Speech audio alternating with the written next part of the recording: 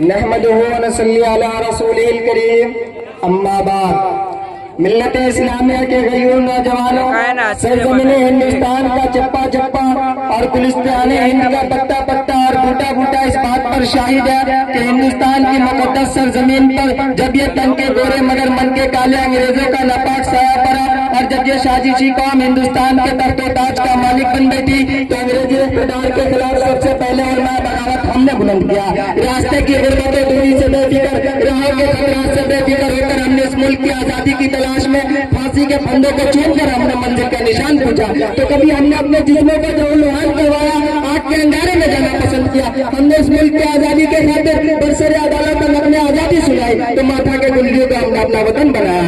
दोस्तों, इसी तरह सदियों के गुलामी के बाद हमारी कुर्बानियों के बदौलत हमारा मुल्क हिंदुस्तान अंग्रेजी इक़्तिदार से आजाद हुआ और हमने बहुत सोच समझकर जमहूरियत का रास्ता अख्तियार किया। दोस्तों, आजादी के बाद यूं मिले हमसे वतन के वो जैसे इस बाप कोई दूसरी शादी के बाद। मिल्लत इस्लामिया के गयूर नौजवानों, आप तारीख को उठाइए और मुताला कीजिए कि आजादी के बाद मुसलमानों के साथ किस तरह का रवैया अख्तियार किया गया था, कैसे कैसे हथियार इस्तेमाल किए गए हैं। कभी गौरक्षक के नाम पर हमारा अखलाक का कत्ल किया जा रहा, तो कभी मुजफ्फरनगर में हमारी माँ और बहनों की इज्जत के साथ खेला जाता है, तो कभी गुजरात के अंदर हमारे छोटे छोटे मासूम बच्चों को गाजर और मूली की तरह काट कर फेंक दिया जाता है, हमारी मसाजिद को विस्मार किया जाता है और हमारी मतातिब पर शक की नजर डाली जाती है। और आपको यह चाहिए कि शरीयत में मुदाखलत की जाती है, कभी अजान के खिलाफ पाबंदी लगाई दी जाती है। दोस्तों, हमारे हुकूमत के बाद में पहुंचा देना चाहता हूँ कि फिरका प्रस्ताव करो, इतिहास के दुश्मनों, सेकुलरिज्म के नाम पर अपनी सियासत की रोटी सेकने वाले कान खोल कर सुनो, जब तक कि इस धरती पर एक कलमा वाला जिंदा रहेगा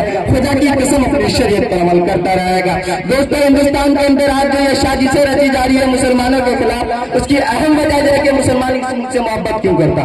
आखिर मुसलमानों को इस मुल्क से इतनी मोहब्बत क्यों है? हम क्यों न करें मुल्क से मोहब्बत? मुल्क से मोहब्बत का सलीका हमें अल्लाह के रसूल ने सिखाया है, मुल्क से मोहब्बत का सलीका हमें कुरान ने सिखाया है, दानियों से सीखने की जरूरत नहीं। और मुल्क से मोहब्बत का सर्टिफिकेट या किसी खड़े होकर पेशाब करने वाले से लेने की हमें जरूरत नहीं। दोस्तों, ऐसे जो फिरका प्रस्ताव करते हैं यकीनन आटे में नमक की तरह, उनकी वजह से हमारे हिंदुस्तान का माहौल बिगड़ रहा। हम तमाम हिंदू मुस्लिम से ईसाई भाइयों को चाहिए कि ऐसे फिरका प्रस्ताव करते को, ऐसे असीम के सांपों को कुचल डाले और अपने मुल्क की वफा की फिक्र करे। दोस्तों, उन्हीं चंद बातों पर मैं अपनी तकरीर को खत्म करता हूँ। वमा अलैना इल्लल बलाग कि किसान वोट पर है, किसान रोड पे है मुबारक हो, गरीब रोड पे है मुबारक हो, अनपढ़ संसद में है मुबारक हो, फिर भी हमारे देशवासियों आप सभी को 26 जनवरी मुबारक हो।